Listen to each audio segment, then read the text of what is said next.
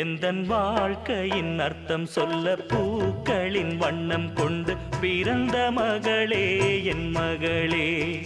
நான் வாழ்ந்தது கொஞ்சம் அந்த வாசத்தில் வந்துதித்து உயிரில் கலந்தா என் உயிரே.